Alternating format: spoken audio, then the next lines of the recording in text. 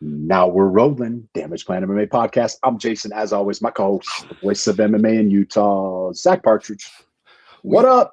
We didn't have any fights this weekend. Well, we didn't have UFC fights. We had PFL and Bellator. Those were fun. Well, PFL was fun until it wasn't fun, and there was a lot of controversy. That's why we had to jump on here. We wanted to jump on Saturday and talk about it, but we figured we'd wait till today. Got some fighter spotlight interviews done, and now we want to talk about Clay Collard fight and the judging in the Clay Collard fight. Before we get started, I just have to say, how lucky are we and the people that are in our group to be able to have 3 judges that have judged at high levels that interact and all 3 giving their breakdowns, and they all didn't agree. And just that was interesting. It was very interesting, and it kind of opened my eyes some things. But I just got to say, shout out to those guys for interacting with everybody and breaking down what they see during the fights, because I think it helps. It helps the general population look at these fights a little bit different. We luckily don't have one of those groups where people are on there just talking shit all day and that's actually trolling. That's the thing that I think is the best part about our group. We have sarcasm, we have fun, we all kind of poke fun at each other. There's good memes, there's all that. But then like the actual like retarded trolling, sorry, I'm not allowed to say that anymore. No. Like the dumb trolling and trolling, and then the people just causing problems. Not really personal. You don't really see like personal insults. I mean, Sunday morning we had a picture of the freaking scorecard or Saturday morning. Dutch. We have a picture in the group of the scores from Dutch, showing us how the judges scored that fight, and we are very blessed to be able to have those guys in there. Dutch, Dan, Steven, you guys are awesome, man. Which I believe is like public record. Like I think those scores get released to everybody, but actually the fact that he goes, they do. You can go on the MMAdecisions.com and you can see what the judges scored them. Here's to me like the most eye-opening thing. That if for anybody that thinks that the judges aren't paying attention, I think it was Dan first that said, just so everybody knows, these conversations happen in groups texts from judges all around the country constantly, like every weekend. How did you judge it? 10-9, 10-8, that split decision, who won, who lost it, this and that. And I think that that's important to know and understand. What I'd be more interested in is which judges don't participate in those things. That's because here's the reality of it. In every walk of life, some people are good at their job and some people suck. I've always said, I think 95% of cops do a good job. I think 5% of cops are the ones that give them bad names. I think there's a lot of teachers that do a really good job and are extremely underpaid. But then there's some teachers that aren't worth minimum wage, and they're lazy and don't do anything. Judges, I think a majority of the judges get into judging because they love the sport. They want to help the sport and be involved in some way or another. Because when Dutch told us how much judges make even at a UFC event, I was like, there's your problem right there. Like, if you're not being valued, why would you put extra work in to get better at your job? And they do it anyways. Yeah. They don't make enough. They don't make enough for making decisions, to have people that are making decisions on potentially who's going to move on to fight for $1 million or not. Those they should be top tier judges that are being paid like top tier parts of a sporting event. I mean, freak, man, NBA officials are making 6 figures. NFL officials are making 6 figures. I think we're going to see, that shift. I mean, not now. I think, like we've talked about on here before, that the sport is still fairly new. It's just getting to the mainstream media and markets as far as television and the ESPN and like ABC, NBC, things like that. I think as that starts to grow, hopefully, we'll see some changes in those guys to give them a little bit more. Yeah, I would hope so. And refs and stuff too. Like here's a big issue for me, like with the UFC. this is the one argument, and gratefully nobody brings it up as much, but we talk about fighter pay a lot, right? When the ring girls are making more than the fighters, that's a problem. Oh, way more than the problem. And those ring girls in the UFC fights, they make more than some of those fighters. Yeah. That's a problem. That's a huge problem. Right. So it's not like they really do anything. And I don't know one single person that's ever tuned in to watch, be like, that ring girl is so hot. I am tuning in tonight because she's walking around with the number. I've never heard anybody say that. You know, so when you talk about, but judges and the refs are no different. I mean, I look at Dave Selyusted, right? This last July 31st fight, 15 fights. He was there by himself, officiated all 15 that fights. Was a lot. Are you kidding me? That's a marathon. And people, I've heard people say they don't like Dave, whatever. He makes mistakes like anybody else. He'd admit it. But I've had conversations with Dave. I like Dave. But man, go in and fight, go officiate 15 fights. I can't even imagine. Everybody that knocks the officials, you know, it's like, well, when you're done fighting, you can get back to the sport and you can go be an official. Yeah. I guarantee you, when I'm done fighting, I will be involved in MMA still in some way, shape, or form at the promotions, whether it's commentary, whether it's matchmaking, whether it's whatever. Me and you, we kind of know some things are in the works, like whatever. Yeah. But even if those things didn't pan out, I would take the course to be a ref, or I would take the course to be a judge. Just because I like being involved with the sport. So now let's dive into it. Dive into Clay Collard fight. So now that I'm taking up. Oh, here I'm going to say one more thing on behalf of the judges, and this is my little moment to thank you, because judging and reffing is a thankless job, and all you ever hear about is when they screw up, right? Yeah. They never get credit when they get everything right, because you don't get credit for doing your job correctly. That's your job. Yeah. Here's the other aspect of it. How many times have you watched the Clay Collard fight? I've watched it 3 times now. How many? And then Dutch watched it a few times. Dan first watched it a few times. Steven, sorry, I can't pronounce his last name. I don't know. I've never heard it enunciated before. Yeah, so I apologize. Mess it up. I apologize, Steven. But he said he rewatched it. Those guys watch it multiple times. We're all watching it. They're watching it with commentary, without commentary, you know, and they're breaking it down all these different ways. Those judges that were cage side judging the Clay Collard fight, they got one angle, got to see it live one time. That is it. People do not understand when somebody goes, oh man, I think the ref missed that. And then they get it, and then they watch it like 5 times. 5 different angles in slow motion replay.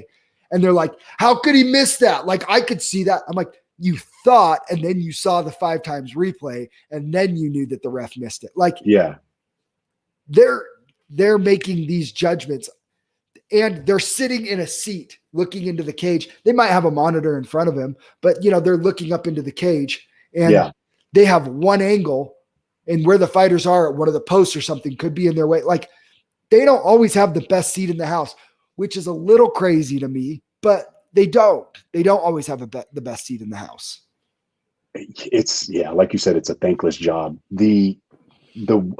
Okay. Out of all the judging, like, cause I've rewatched the fight, I'll have my opinion on it here in just a second. The one that stands out the most is John Rupert giving Manfield the first round. And you know, Zack, but I actually got into a little Instagram inbox with Manfio yesterday. So he commented and made a post and said, hey, I want to thank my teammates, thank everybody in my corner, blah, blah, blah. And I said, you need to thank the judge that gave you the first round. And he thought I was coming at him like hard. And I kind of was, because it was kind of bullshit. Because we're all pissed, because we're from Utah. We love Clay, and we were cheering for Clay. So I said, hey, I'm going to inbox you the score so you can see the score. And so I did, and he replied back, and he's like, oh man, no. He's like, no, I lost that first round. He's like, that was clear as day. He's like, but I felt I landed the harder shots in the second round, and I definitely won the third. And I've seen this, and I've seen it. And I think you should post it in the group. Be like, even he admitted he lost the first round. So the judge that gave it to him, needs to reevaluate some things. when fighters think they lost the round or they lost a round because they're in there, so here's the other thing. I've never heard a fighter like say I lost a round and they really won it. You know what I mean? Oh yeah. That's poor judging. I know fighters that think that they've won fights or won rounds. Like Marvin Vettori in the moment thought that he beat Israel Adesanya and he probably didn't win a single round in that fight. Yeah. I'm gonna post that in the group. So he admitted it. The second round, like you said, Dan's listening. 2 of the 3 judges get seated behind the panels with doors which hinder their view. Judges should always have the open panels and the best views in order to get this rep. Unquestionably. I don't understand how that is not at the forefront of these are these guys' future. But anyways, I thought it was cool that he messaged back and forth with me. We messaged back quite a little bit. I tried to get him on the podcast, but I didn't get a response. But I thought it was pretty cool. I kind of feel kind of bad because everybody's just going hard on him. And at the end of the day, it's not his fault. Like, he just did what he was supposed to do. Like, it's not his fault that the judges gave him that they thought he won the fight. It has nothing to do with the fighter. No, I mean, I attributed like my Ryan Thaxton fight, right? Like, yeah. I hold nothing personal against Ryan Thaxton. It's not his fault. The ref made a mistake. He fought till the ref told him to stop. Like, it's not his fault. Same thing. Clay Collard's opponent. He went out there and fought and did his best and left it to the judges. Here's the thing: is I'm hearing all these people talk about, well, I can see how this guy gave him the second round, or I can see this, or I can see that, or whatever. Go watch the fight. Tally it up. Take your bias out of it. I rewatched it. I tried to take my bias out of it. I took it. I'm looking at one guy and another guy, one Brazilian versus one white guy. Yeah. And I'm just watching a fight, and who do I think won? And I really believe, it was the second round close. Yeah, it was close. Yeah. But do I believe that Clay won that round? Yes, I do. I thought so too. I thought it was super close. And what was interesting is when we were watching it live, the commentaries even said they think Manfield was winning the first round up until that last little scramble they had where he was sinking in the rear naked choke. But Dutch had his breakdown to me after watching the fight and seeing how Dutch saw the fight after rewatching it. Now, obviously the judges don't have the luxury of doing this. It opened my eyes to some things that I didn't catch when I first watched it. But do you think that the judges in the moment caught all those things live watching it the first time? There was a lot of those shots, especially in the beginning of the round, where Clay was coming forward that I thought Manfield, he was counterpunching it. But it was so back and forth. Man. Yeah, but here's the other thing too. I get it, because this is a sport, right? And so there's criteria that the judges have to judge off of. I think some of the criteria could be cleaned up a little bit. And so it's not the judge. It's like, so the catch rule in the NFL, right? Like we both watch football. Remember when Dez Bryant caught the ball in the playoff game against the Packers and it got ruled not a catch? Oh yeah. Because the ball hit the ground, even though he controlled it the whole way or whatever. Yeah. By definition, did they make the right call in calling it a no catch? Well, yes. By definition, they did. Yeah. But guess what? We've been watching football to know. I know a catch when I see it, and I know when it's not. Yeah. And that was a catch. He caught the ball. He controlled it. Just because it hit the ground made no difference to me. That was a catch. You know what I mean? And so it's the same thing with fighting. I can watch a fight. I feel I can watch a fight, and I know who won that fight by the end or not. And one of the things that tells me that, and I know this isn't across the case, but if Manfield was landing such hard shots, how come Clay doesn't have a bruise on his face the next day? It was interesting because he can take a shot. No, but just because you can take a shot, you got to. I know. He's not immune from bruising. Yeah. I mean, gosh, you saw my face the next day after the Justin fight. I felt like I took minimal damage in that fight, but my face still had bruises on it. And Manfield's face looked like hamburger. It really did. because Clay hits different. Yeah. He had, like, some people hit different. Some people can land solid, and some people there. I won't say any names, but there are guys at my gym that when they land punches on me, it may sound or look hard, but I don't feel it as much. And then there's some guys when they land, even if it doesn't even look that clean, it freaking hurts. And it depends where you hit people, precision and things like that, where it lands on the face, like that's what I'm talking about. Damage. Manfield hit. I remember him hitting Clay with a solid like overhand. Oh, in the third round. Right here. And Clay just, he eats it and then comes back and he keeps doing his thing. Yep. Hard shot, landed solid. But guess what? That shot's not putting Clay down. It's not hurting him because of where it landed. Dan brought up a good point in the group with his breakdown too, is I don't think he got enough credit for the body shots he was landing. He did not. Because he was landing some solid body shots. Especially in the second round. And that's where I said, I think he really, like, that's why I said, I understand it's close. I'm not saying it was a blowout or borderline 10-8 round or dominated round or whatever. But if you look at the body of work that he did, including the work to the body, he won that round to me. He did. I think he did. I think he should have won the fight.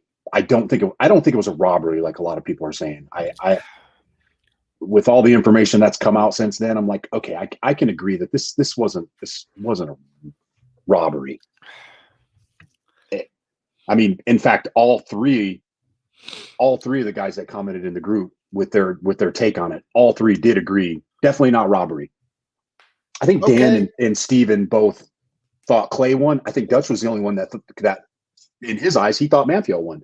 And I thought his breakdown with it was, I thought it was great. That's totally fair. And I respect Dutch, and we're going to have all three of them on it at some point, whether it's together or individually or whatever. Yeah. But the other thing is I want to know, did Dutch think that Manfield won the first time he watched it? I believe so. I believe that's what he said. I'd have to go back and read it.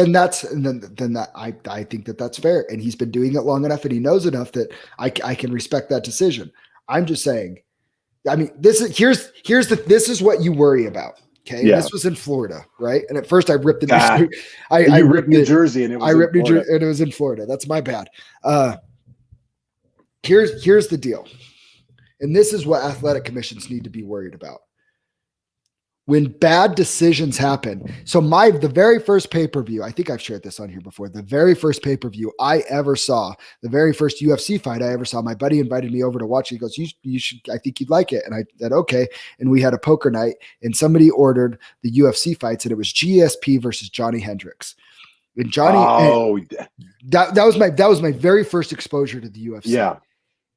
And GSP's hand gets raised. I'm like, how come the dude that face looks like hamburger got the decision win over the guy that's clean face? Like, I'm like, that made zero sense to me, because I'm sitting there going, I'm looking at the two, and like, by looking at the two, like, I know who won that fight. I watched the fight and I look at the results of everything. Like, I know who won that fight. Yeah. You know what I mean? And I look at a lot of those fights, and Dana White got on the mic, if you've watched that post-fight press conference, and he said, Nevada used to be one of the greatest athletic commissions in the world, used to be the greatest athletic commission in the world. And now, like, it's the judging's getting horrendous.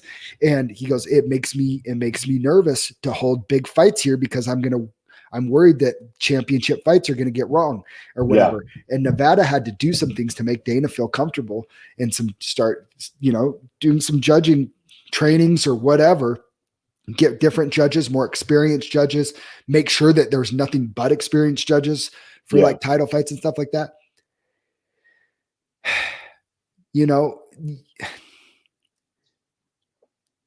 To have a big event like the PFL, just deciding whether a guy's going to go on to win $1 million or not. So we had 3 judges, right? And they all said their piece, but 2 of the 3 had it for Clay. So in their eyes, so depending on the 3 judges selected, Clay won a split decision. Okay. Yeah. Right. So then there's 3 judges in Florida. I would love to know, how much experience do those judges have? Do they have as much as Dan and Steven and Dutch? You get what I'm getting at here? Yeah, Like, I was trying to do a like little research on Rupert, and I couldn't find much. That guy should be. That guy needs to go to some training if he thought that Clay lost that first round. If these commissions and you got to get these guys experience. Yeah. Somehow, local AMI shows, not that we're not any more important, but we're not. If I get screwed on a decision, it's not changing generational hundreds of thousands or $1 million for me. Yeah. You know what I mean? We're talking about maybe a few $1,000s potentially in sponsorships. Maybe. Yeah. That's a problem that if the sport doesn't fix, rectify, and improve on, you could see states that maybe don't get big fights anymore that did if they don't improve on those areas. Because I'm telling you this, if I'm a promoter and I saw that, I'd go. Specifically the Rupert giving him round one, not the decision on Clay losing over, but doing that overall. I'm going to that, and if I have a big fight coming to your state, I'm going, okay, we love Florida. We want to come to Florida. That guy can't be a judge at our event. You know what I want to see is, I'd like to see who judged the Roy McDonald and what's his name? Robbie Lawler? No, not Robbie Lawler. Oh, Gleason Tebow. Tebow. Yeah. I'd like to see who the judge was there, because that was another one in the PFL that was huge. Horrendous. No, see, that one was robbery. That one was highway robbery. It was a split decision, and the so here's the thing, right? We thought we knew that Clay won 2-1. Yes. Right? 29-28, very clear cut. Clay did not win that third round. I don't know if it was a cardio thing or what, or if Clay just felt like he could coast a little bit because he was up 2 rounds, whatever. Bring in the live judging, the live scoring, so Clay knew where he sat going into that third round. Hello, might have been helpful. Here's the flip side of that. I literally thought that Rory won all 3 rounds of that fight. And I looking at I'm on MMAdecisions.com right now. The media, SureDog and MMA Mania both had it 30-27. And the judges were different from this fight than Clay's. All 3 were different. I was trying to see if there was any coincidence. New Jersey, wasn't it? Or is all PFL New Jersey. in Florida? Nope, that was in New Jersey. You're right. Yep. That was in New Jersey. Yeah. So, I mean, it's like, dude, that's bad. See, and that's another one. Like those things stick out to me. If I was a promoter and I was a promoter that's traveling, like LFA, right? They travel around the country. And it's like, hey, I'm going to go do an event in New Jersey or whatever. I'm sitting there and I'm like, what? Let's see. They're like, I'm sitting there and you're paying attention to what's going on. And I'm like, hey, those judges that were there for the Rory McDonald Gleason Tebow fight, make sure none of them are cage side. I'd go into a commission and getting my license there. Like, I would request that. Yeah. Just like some fighters request not to have certain referees. Yeah, they do. Yeah. Right. I have. I'm not going to call it out personally and whatever, but I've said if there's a ref there, I don't feel safe. And it's not Dave, just so anybody knows. I mean, me and Dave are cool, but I mean, I think that's well within the promoter's right. You don't, if you're a promoter and if you're an organization and your stuff, you don't want the narrative after a great fight. And dude, it was a good fight, but you don't want the narrative to be after the judges screwed somebody. That's a horrible headline. Bad. Yeah. That's a bad look. I mean, does Clay, does he get another fight now with PFL? I don't know how that works. I don't know how that works, but I think they'd be crazy not to have him back for next season. But here's some things, and we talked about how do you do it, and I think it's clear. The ones that do trainings and stuff like that, like good for them. They're putting in the work. I don't know if it's like with insurance. My microphone won't stay still. Hello. With insurance, every couple of years I have to take so many like training credits and stuff like that. They're called CE credits. I wonder if judging has anything like that. Like they have to sit on so many of those like trainings or conference calls or whatever, which I've actually had the privilege of sitting on. Thankful to Scott Bowler, who does a great job running the commission here in Utah. He has he's invited me in to sit on some of those just to experience it and see what they do. And I'll say this: we watched a fight on there. So they watched a fight on the Zoom call, and then they go around and take everybody's opinion on how they and how they judged it. And I remember one judge gave somebody a 10-8 round while nobody else did, and it was that was alarming to me. That was a UFC judge, a well-known UFC judge, gave it a 10-8 round that nobody else did, and nobody and they're very respectful, and nobody really calls it. It's like a safe space. Like they're not going to call each other each other morons or whatever, like we do on social media.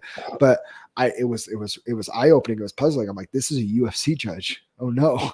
But they were all there trying to get better. So at least the judge, the person did it, was doing the trainings and trying to get better and understand things better. I think there's some people too, though, like they do it. They just lack a little of competency and common sense. Which I don't think it's ever going to be perfect, because you're going to have that. It's always going to have human error, and that's okay. That's part of sports. That's part of sports across the board. I do like the training aspect of it, making sure they're educated.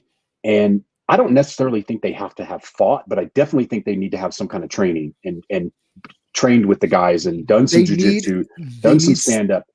They need some sort of understanding of what's happening in the cage. Yes. Not just even the guys that come over from boxing that judge the UFC fights. It's a totally different sport. Like, I mean, don't even go on that. The fact that they're scoring on an old boxing system in MMA is ridiculous. Fiji, if you really wanted to become a judge, contact Scott Bowler. There you go. I'm sure he'd set you on the path. But I think you'll start to see stuff change. I really do. Within the next 5 years. 3 to 5 years. Absolutely. 3 to 5 years. You're going to see it change. Here's a question. How many judges do you think a fight should have? I think if you're looking at three enough? I don't think so. No, I think you need at least 5. I was going to say the optimal is 7. I mean, yeah, if you could fit them all around the octagon and time out, which you could. Why do they have to all be around a cage? I think it's a different experience. I do think the judges have to be there. I wouldn't want somebody watching it on TV, and if I was fighting, I wouldn't want that. I'd want we just said the best camera angle. I just would want it live. I would want more people around the cage. Maybe up higher than looking down on it. I don't know, but I would want. What if they were like it? What if they were like in a press box, like separate press boxes around, because here's the other thing, we hear it all the time. I think judges are influenced by what corners are saying and influenced by the crowd. No, that's part of the human error aspect of it. I think that's you could say the same thing in basketball and baseball and football. But it's different because the referee doesn't have to. You're talking about a referee, not a judge who's judging it. Like, I think they have to be there live. I mean, maybe I need to put more thought into it. This is just us just rambling, but I think they'd have to be there live. Okay. I mean, maybe you isolate them in a box somewhere. You have a couple up top looking down, but just being there in the moment. And I think their different perspectives wouldn't hurt. Yeah, that's true too. How would you compile all that data though in a short amount of time? Unless they're doing it it's 2021. I think they could figure it out. You're probably right. There's an app for that. I'm sure there is. Hey, listen, the verdict app that the PFL uses, if they can calculate all the fans' votes within a matter of seconds and get it on their screen in the 60 seconds between a round, they do get it up pretty quick. I think they could figure out how to get official judges' scorecards. The other thing is, and I think it takes a lot of heat off the judges, live scoring. Because I do agree with the live scoring. Then you see, okay, so homeboy that's a moron and gives Manfio the first round, and you see that, right? You see that on the score, and you're like, yes, what the? You kind of get over that shock factor at the end of the first round. And it's like, well, Now we know. I'm only up a split decision right now. Okay. Yeah. I got to go like second round. I need to take control of this fight and take it out of this guy's hands. Right. Yeah. I don't know why that's not a thing. I don't get it. Or you can just do the pride thing and just do the scoring for the whole fight and not round by round. I don't mind that either. I really wouldn't mind that either. Maybe in MMA, that's what they have to do. I don't like because the 10-8 round or the 10-9 round either. Cause like, it's not boxing where it's like, if you get a knockdown, like it's automatically a 10-8 round. With MMA, it's like the 10-8 round is kind of wish-washy on the criteria of what it is to be a 10-8 round. And it's that term that is getting thrown around a lot lately too. Oh, that's a 10-8 round. It's like, what are you watching? Like, no, it wasn't. Like 10-8 round means when I see 10-8 round, I see zero offense from the losing fighter. Like not able to do anything. Yeah, exactly. Yeah, I don't know what the answer is, but I'm glad we have the interaction that we do. I'm glad in the state of Utah, we're lucky that we have an athletic commission that is getting on here and interacting with the fighters. I love that we have the judges in here interacting with the fighters. It's amazing, man. I think it's healthy for the growth of the sport. And I think it's healthy that there's disagreement, but respectful and effective communication happening. Yeah, it's just going to make it better. It's not the typical social media. I'm going to fight you. I'm going to go and kick your ass. Like, because somebody disagrees with somebody. Come on. Well, and that's what else I like. I don't know Steven's background as much, but I know Dan First has fought, and I know that Dutch is, he's practices in jiu-jitsu. He's fought. Dutch has fought too. Yeah, but first things can't serve as judges. Too much potential for conflict. Nice. Yeah. And like I said, that's why all that stuff is getting shelved until I'm done fighting. But I would look forward to pursuing something. We are lucky. So what else are we going to talk about? Oh, here's the other one. And we forgot to talk about this in our little so we don't really produce this for anybody that knows. If you haven't noticed, but we do sometimes know that we have talking points. How about one thing we didn't talk about is how about Divison Figueiredo calling Brandon Moreno a pussy for not giving him a rematch? Hey, Figgy, you don't like it? Don't get finished, dog. It's totally he's trying to compare it to draw versus getting finished. These fighters that call for these rematches after they get dominated, I don't get it. I don't get it. Nate Diaz, Jorge Masvidal, don't care. Conor McGregor versus anybody he ever loses to. Yeah. And he's talking trash to Usman. Are you kidding me? Like, hey, maybe, I don't think he talked. He didn't talk trash. He just said that would be great, and if he could pull it off, that would be great. But it's not happening, dog.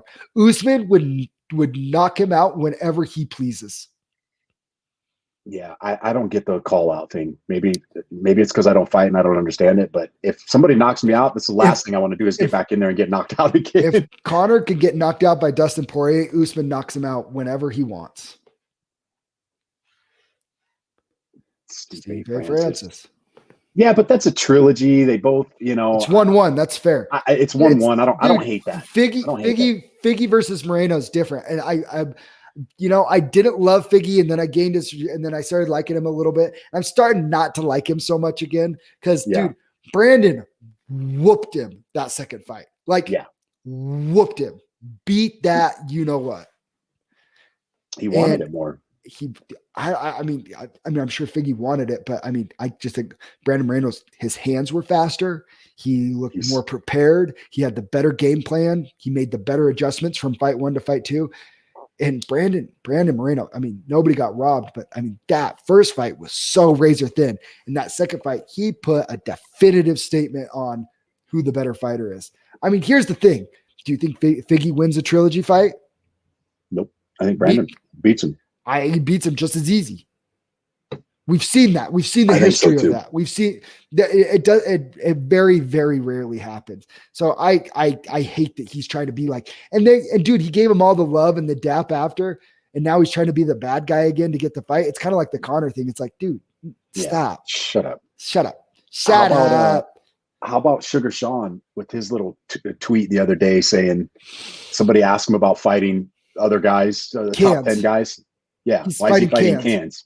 And he came back and said, why wouldn't I get paid the same money, whether I fight a can or whether I fight a top 3 guy? I don't hate it. Here's the deal. I don't hate it. Me and you both. You more so than me, but I'm right behind you now. Not really fans of the Sugar Show. Yeah, I used to really like him. I kind of dug him. Now he's just kind of annoying.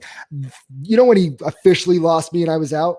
When he was pretending to like dribble between his legs before throwing punches. When he started doing that, I'm like, okay, douchebag. Like, it's like, dude, you're taking a kid on short notice that's coming in there that clearly shouldn't have been in the cage with you. And you couldn't even finish him.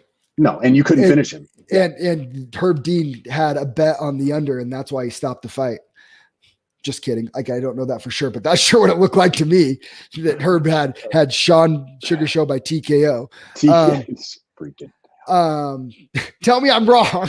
No, that was let him take the beating till the last 30 seconds, and he's like, forget this, I'm out. I gotta cash this bet. But I think he has a good point though. I don't hate that he but why not? Guess what? Sean O'Malley, from a business standpoint, he's Conor changed the game, right? Now he's passing the torch.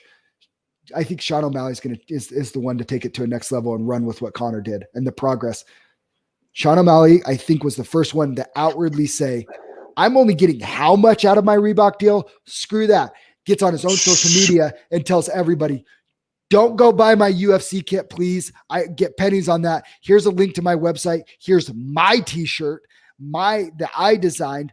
Go buy that. Dude, so smart. Super smart. One. More of these guys. Yeah. More of these guys need to sorry, go ahead. Talks about fighter pay, right? Yeah. Doesn't really like it. And I'm sitting here like, shut up. Like, if you don't like it, go start your own promotion. A la Jorge Masvidal. Smart. Yeah. But if you, all the people that are complaining about fighter pay, you go start your own promotion. There is a reason why Bellator still isn't catching the UFC, and they pay their fighters boatloads more, right? Like, that's all we hear is Bellator pays way more. Well, then how come nobody wants to go over there? Because it's still the freaking UFC, baby. And it's a freaking monopoly on MMA. So don't talk to me about fighter pay, but it's people like Sean O'Malley that can get the fighter pay up like Conor did. Third, being savvy enough and realizing going, hey, if you want me to fight big names, I'll fight. Here's where he's winning, right? Yeah. John Jones goes, I'm not going up to heavyweight unless I get paid. Yeah. Sean's going, I'll still fight. Like, I'm not just going to go sit on the couch. Yeah. I'm just going to fight cans. Make the same money. Make the same money. So what he's doing that John Jones did wrong, John Jones should be like, yeah, give me anybody outside the top 10. I'll fight on my current contract. No problem. Yeah. Because he starches all of them. Right. Yeah. And makes himself relevant. And so, and guess what winning does? It grows your superstardom. Even dude, Conor became the biggest star after he beat Dennis Seaver, who nobody outside of hardcores knew. Right? Yeah, true. It's true. Conor got his title shot after beating Dennis Seaver, who was like the number 7 featherweight, and that's great. But nobody really cares about who Dennis Seaver ever was. He's never really relevant, and he was a steroid user. So Sean is going, guess what? I'm just going to keep, while I'm on this contract making this money, my risk reward, I'm just going to fight a bunch of unranked guys that I can smoke, give myself a higher opportunity to make bonuses for fight of the night finishes and things like that. Like, dude, he's breaking the game. And he's winning fights. Follow in his footsteps. I think you're seeing more. Don't get tattoos by 6ix9ine. Don't do the rainbow hair. Don't go and promote Jake Paul as being smart, all this stuff. I'm not saying do all that stuff, but he is doing some things right. And he is very, very, very right about this. This new wave of fighters that are coming up, this new generation, I think you're going to start to see more of it. Look at, what's his name that has a fight coming up? That Patty the Batty kid from, he's the same thing. Got a lot of hype. He's on social media. He's talking trash, little controversy. Like, it's fun, man. I enjoy it. Dude, he was talking smack on Khabib. Patty was. Did you see that? Come Good on, for him. bro. Good Yeah. for him. Come on, bro. But you know what I mean? You could say what you want about him. I'm not a fan of Sean O'Malley's antics in the cage and some of the things. I mean, I enjoy watching him fight because I think he is a very exciting fighter. And I really like the guy in our group that has an L on his record against Sean O'Malley, Mark Coates. Sorry, I forgot his name for a second. I really like him in the group, and I understand where he's coming from because he did get screwed. You guys can go back and watch it. If you don't know what I'm talking about, Oh yeah, let me know. Mark Coates for sure got screwed against Sean O'Malley. Should have beat him. Should have got it. Little hometown love. Oh, well, O'Malley did for sure. On the Sean O'Malley show, Homecoming show. Homecoming show for Sean O'Malley. Like, come on. So all that being said, like, yeah, I think O'Malley beats Frankie Edgar right now. You know, like we talked about things like that. Like you got to take your bias about it because O'Malley is, dude, his striking and stuff, dude's a savant. Legit. No, he's legit. But if you put him in there against a dog like Chito Vera, we already saw that didn't work out so well for him. So what's he going to do? He's like, he's smart enough and self-aware enough to know his ceiling. He's business savvy. I think he calls out these big names, but I think he does have a realistic, he in his own head, I think he knows where he is out on the food chain. Yeah. Right. I think he knows that those dogs, Perion, Sandhagen, Dillashaw, Aldo, all those guys are a big problem for him. I think he knows that. And so he's sitting there going right now. He's like, let me get a little more developed in my skills. Let me keep beating all these cans while I'm not making a ton literally cans. You know? And he goes, but if you would like to pay me more, then I'll go up there and risk it. But until then, keep giving me dudes and I'll just keep getting paid. Thank you. I don't hate it. I don't hate it at all. Well, we got UFC back this weekend. We have one more topic. What did we miss? Paige Vanzant. Oh, Paige Vanzant came out and said after her last fight, she was having suicidal thoughts. The pressure seems like it's getting to her a little bit. Well, and she mentioned something about her husband winning and her losing, that she said that they're a team, but the way she worded it, it might be a little bit of jealousy there. Maybe. I didn't take it as jealousy. I mean, I think she wishes she was winning, but she said like, it feels like a win when he wins. It feels like a win for her too and stuff. And that's cool. But here's the reality of it. And I'm here. You can go back. I've always Paige Vanzant is tough. She's a good fighter. She's not great. She was never going to be UFC champion. Yes. She's never going to be a champion. She's not great, but she's a good fighter. And people don't give her the credit that she deserves because she's beautiful. Right? Because she's attractive. Yeah. But, or most people think that she is anyways. I guess I can't speak for everybody, but I think across the board, people think, but here's the thing. She built up her own presence doing Dancing with the Stars, Instagram. Didn't do an OnlyFans, did her own website, which was smart. Whatever, so that because OnlyFans takes a 20% fee, did her to get her own let people pay for her own content or whatever. Yeah. It's, she's the one that has built herself up as a social media influencer person. Well, along with that comes the trolls. One of my favorite movies is The Equalizer with Denzel Washington. Have you ever watched it? It's a great movie. Yeah. And there's a couple good lines in it. When you pray for rain, you got to deal with the mud too. Yep. I mean, and the trolls are the mud. I think it's easier said than done. You take a young girl and she just gets slammed. I mean, look at Manfield getting slammed on social media. That would have to be hard. You'd have to be pretty thick-skinned. I'm sure it is to push that stuff away. But you know what? Just because you make millions. Shut up. Just because you get paid millions doesn't mean that your feelings go away and they can't get hurt. And I understand that. Yeah. But contemplating suicide and because you don't want to be here, it's like, here's the thing. Ronda Rousey went through the same thing after her losses. She talked about it. Here's the thing. And I'm sure there's other male fighters. I'm not trying to say this is a female fighter problem. I'm sure there's male fighters that do. But here's the thing. I'm still bummed out that I lost a couple weeks ago. Like, it still affects me. Yeah. I lost. But you know what? I'm a father first. I'm a husband before I'm a fighter. I have friends and friendships that mean more to me than fighting. I have, I have all these things, and I'm secure in that. Yeah, I'm bummed, but I never went, oh, I lost this fight. Maybe I should just end it all. It's the end of the world. You know what I mean? Like, it's not the end of the world. And Paige Vanzant, she has a husband who, I mean, I don't know what their marriage is like, but they seem like they have a lot of fun. They have a great time. Yeah. Who knows? Right. And all these things, it's just like, her life can't be that bad. And at the end of the day, I mean, even if she's losing, people still want to watch her fight. She's still a big draw. She's still making $250,000. She's only fulfilled half of her $4-5 million deal with bare knuckle boxing. Jake, here's the thing, Jeff, if you want to put that comment back up, Jason. He says, Jake Paul's skin must be concrete. No, he's secure in what he knows what he's doing, and he's secure in it, and he knows exactly what he's doing. He knows that he's being the antithesis. I mean, he's labeled himself the problem child for a reason. It's marketing. He doesn't take it personal because it's his persona.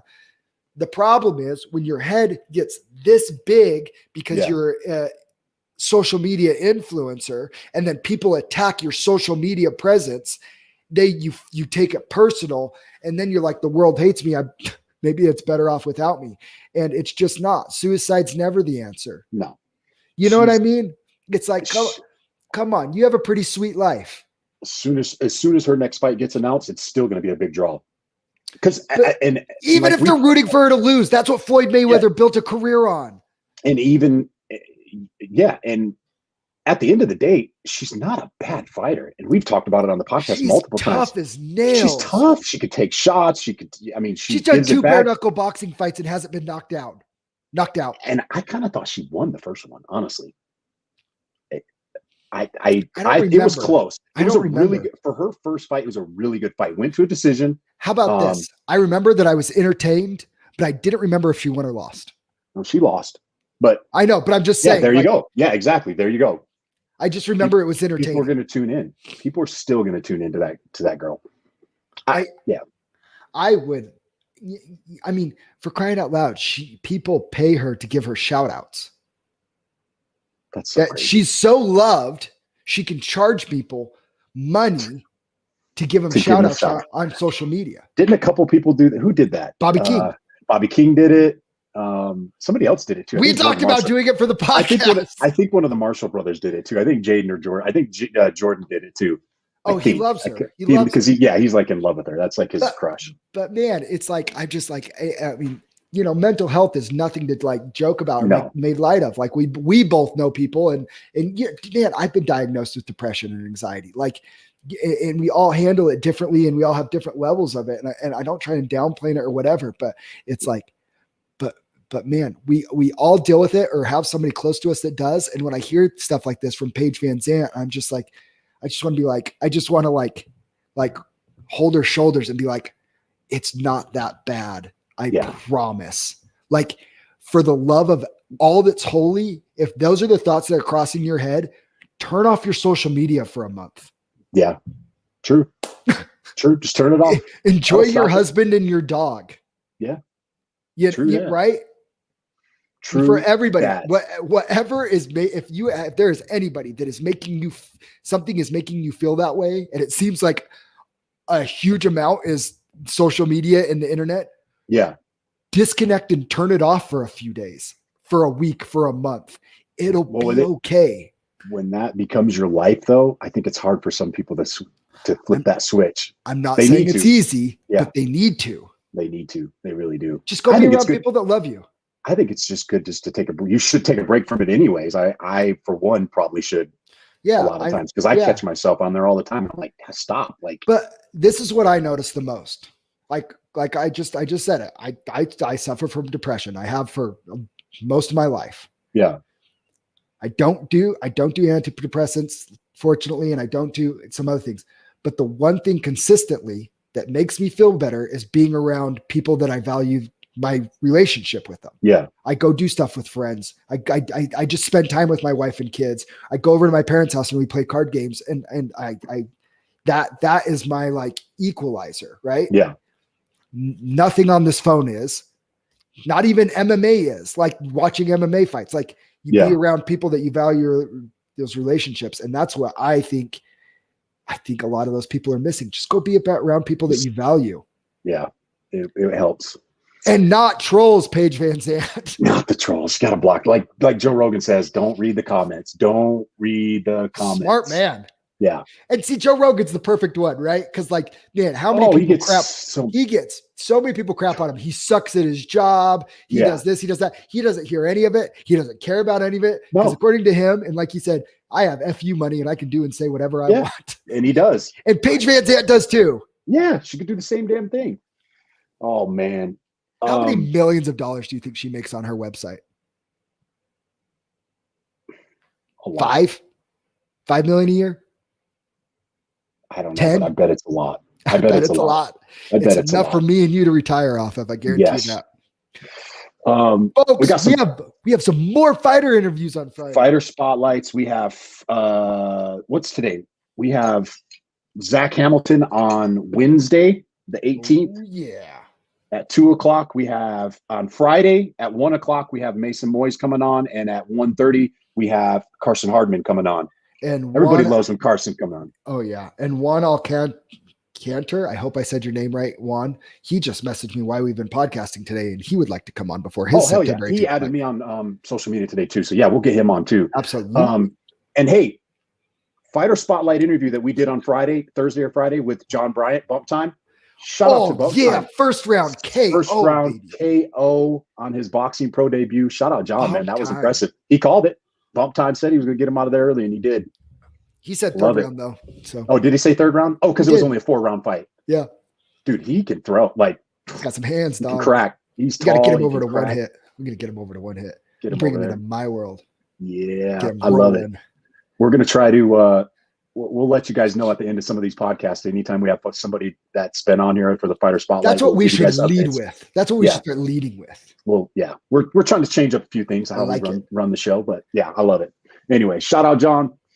We'll do a breakdown of the UFC card this weekend, which is Jared Cannonier and Kevin Gastelum.